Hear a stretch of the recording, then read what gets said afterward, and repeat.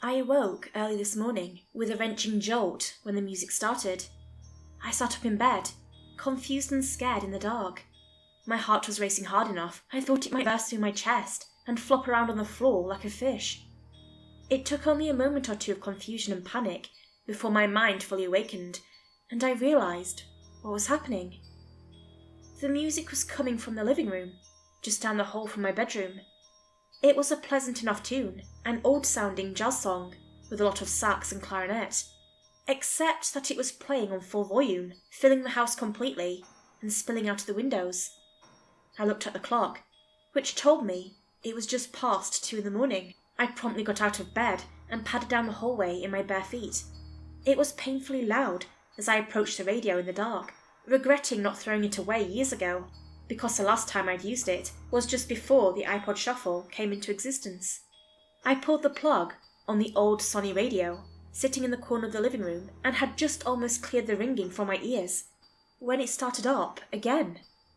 I looked at the power cord in my hand, completely flabbergasted for a moment, then remembered that this one came with a battery backup system, so you could listen to your favourite tunes on the go.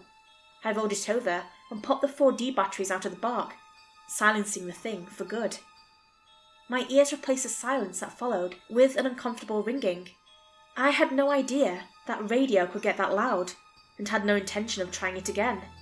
I carried the radio from the end table and tossed it in the kitchen trash can. It left a small ring of dust on the surface of the table, as a reminder of how long it had been there, and how badly I needed to dust the house. I heard a strange sound then, that gave me pause before I made my way back to bed. The ringing in my ear was still prevalent, and for a moment, I thought I'd imagined it.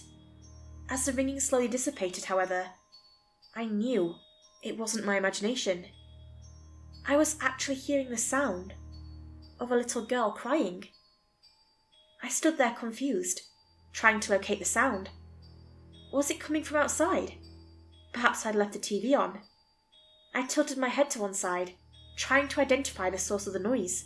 It didn't sound like it was coming from outside, but I had no idea what would be making that sound inside the house. I remembered then about a news story I'd read a few days ago. A little girl, I think she was 3 or maybe 4, had gone missing from her bed.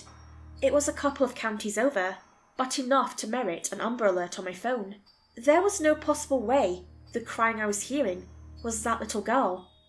But in the middle of the night, everything seemed plausible. I looked out of the living room window.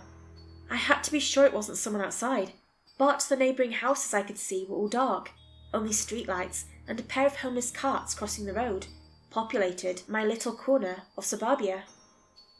I had no sooner turned around when there was a knock at my front door. A yelp escaped my lips, and my heart was sent into my throat.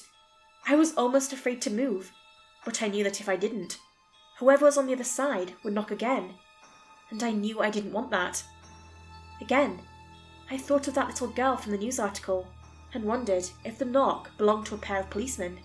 It was loud and authoritative enough. Had a neighbour perhaps seen someone lurking in my yard and called them? I peered through the peephole, expecting to either see a police officer or a concerned neighbour. But what I saw was even more chilling. Absolutely nothing. In the fishbowl view of the peephole, I only saw what was illuminated by my porch light, which was very little. I pulled my face away from the door, deciding not to open it. I hadn't even taken another breath before the second set of knocks came. They were louder, more authoritative. Thump, thump, thump. I didn't have time to think before I found myself flinging the door open wildly, hoping to catch whoever was pounding on my door at this ungodly hour. But I saw through the threshold exactly what I saw through the peephole. Nothing. I poked my head out suspiciously, knowing that my porch light was motion activated, so someone at least had to be within 10 feet or so for it even to turn on. But again, I saw nothing. I closed the door and locked it behind me. Had the crying gotten louder now? It definitely had changed in the time I spent at the front door. At first it was a mild sob, like that of a little girl who hadn't gotten her way and was trying to get attention for it. But now it was more painful, or perhaps angry. "Hello?" I called into the dark. feeling stupid as soon as the word left my mouth. I didn't know what else to do, though. I did my best to follow the sound down the hallway, but it was difficult. The sound seemed to shift, like it was coming from everywhere and nowhere.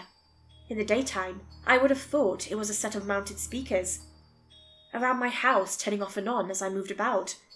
But in the dark, at 2:30, the thought never would have even occurred to me. "Hello?" I called again. It sounded like it was in my bedroom for the most part. "Is someone there? Are you okay?" I slowly, quietly, padded towards the bedroom. I put my hand on the knob. Had I closed my door? And began to turn, sure that I would find the source of the sound. The moment my wrist twisted the knob, there was a thump in my bedroom, and the sobbing abruptly ceased. I threw the door open, expecting to see a little girl huddled in the corner, but instead found a shape lying on the floor. I flicked the light on and saw that the box of mementos had fallen out of the top of the closet. Not sure how, and not caring to explore it further, I scooped up the box and a few items that had spilled out of it and replaced it on the top of the closet. I gave my room a good once-over to make sure that I was, in fact, alone in my bedroom. Then I turned the light off and did my best to fall back to sleep. Some time later, I couldn't say when, I got up and locked the bedroom door for good measure. I wouldn't notice until the next morning that my baby picture had been removed from the box and placed neatly on my nightstand, next to the picture of the little girl called Abby.